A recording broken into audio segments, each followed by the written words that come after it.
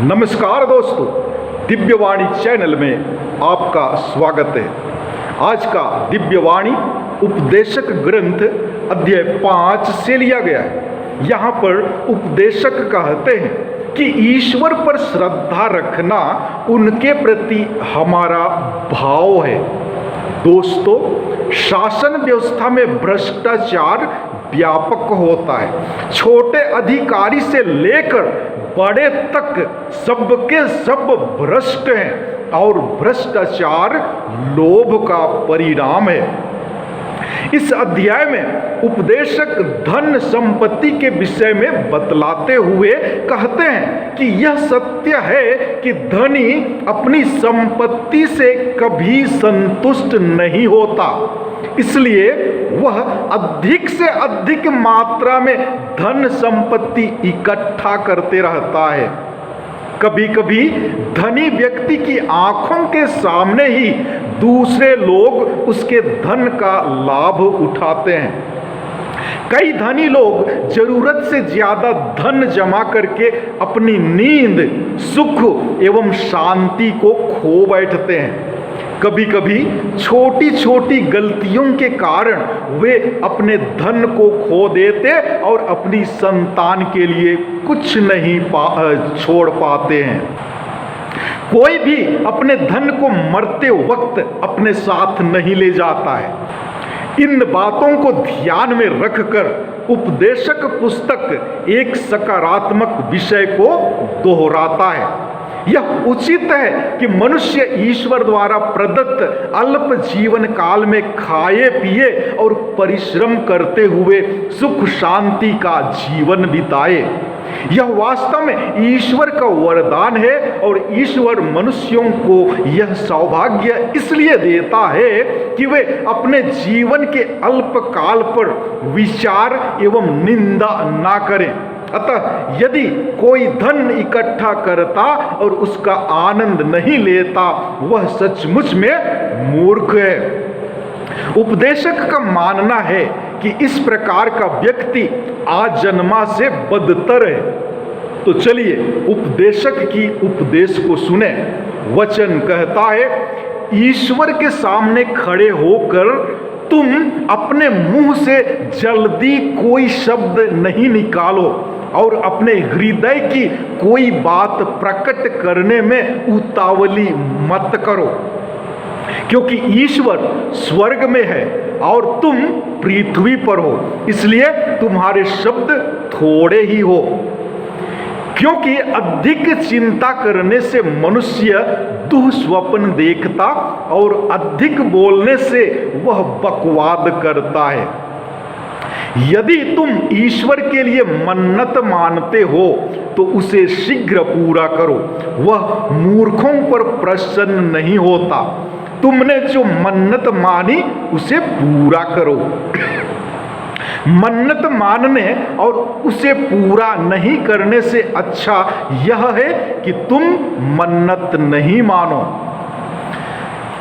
इसका ध्यान रखो कि तुम्हारा मुख तुमको दोषी ना बनाए और मन्नत मानने के बाद तुम याजक से मत कहो कि गलती हो गई है। कहीं ऐसा ना हो कि ईश्वर तुम पर अप्रसन्न हो और तुम्हारे परिश्रम का फल नष्ट कर दे। स्वपन और निरर्थक बातों की कमी नहीं होती। तुम ईश्वर पर श्रद्धा रखो। यदि तुम देखते हो कि देश में दरिद्र सताए जाते हैं, न्याय को भ्रष्ट किया जाता और अधिकार छीने जाते हैं, तो इन बातों पर आश्चर्य मत करो, क्योंकि छोटे अधिकारी से लेकर उच्च अधिकारी तक सब के सब एक दूसरे का पक्ष लेते हैं। सबको भूमि से लाभ होता है और राजा का कल्याण कृषि पर निर्भर करता है। जिसे पैसा प्रिय है वह हमेशा और पैसा चाहता है। जिसे संपत्ति प्रिय है वह कभी अपनी आमदनी से संतुष्ट नहीं होता है। यह भी व्यर्थ है। जब संपत्ति बढ़ती है तो उसे खाने वाले भी बढ़ते हैं। संपत्ति को देखकर आंखें तृप्त करने के सिवा स्वामी को उससे क्या लाभ। चाहे खाना ज्यादा मिला हो या कम, मजदूर की नींद मीठी होती है, किंतु धनी की परितृप्ति उसे सोने नहीं देती। मैंने पृथ्वी पर एक और दुख देने वाली बुराई देखी है। छिपाकर रखी हुई संपत्ति स्वामी को हानि पहुंचाती है। वह संपत्ति किसी विपत्ति में नष्ट हो जाती है और उसकी संतान के हाथ खाली है। जिस तरह मनुष्य अपनी माता के गर्भ से बाहर आया, उसी तरह वह नंगा ही यहाँ से चला जाएगा। वह अपने परिश्रम के फल का कुछ भी अपने साथ नहीं ले जा सकता है। यह भी एक दुख देने वाली बुराई है। वह जिस तरह आया उसी तरह वह चला जाता है। उसे क्या लाभ हुआ? उसने व्यर्थ परिश्रम किया। वह अपना सारा जीवन अंधकार, निराशा, कष्ट और कटुता में बिताता है। मैं एक बात अच्छी समझता हूं, यह उचित है कि मनुष्य ईश्वर द्वारा प्रदत्त अल्प जीवन काल में खाए पिए और परिश्रम करते हुए सुख शांति का जीवन बिताए, क्योंकि यही उसका भाग्य है। यदि ईश्वर किसी मनुष्य को धन संपत्ति प्रदान करता है और उसे उसका उपभोग करने के योग्य बनाता है, तो वह अपना भाग्य स्वीकार करे और परिश्रम करते हुए सुख शांति का जीवन बिताए। यही ईश्वर का वरदान है। यह बिरले ही अपने जीवन के अल्पकाल पर विचार करता है, क्योंकि ईश्वर उसके हृदय को आनंद से भर देता है। दोस्तों, एक कहावत है, सफलता के कई बाप हैं किंतु पराजय का कोई नहीं।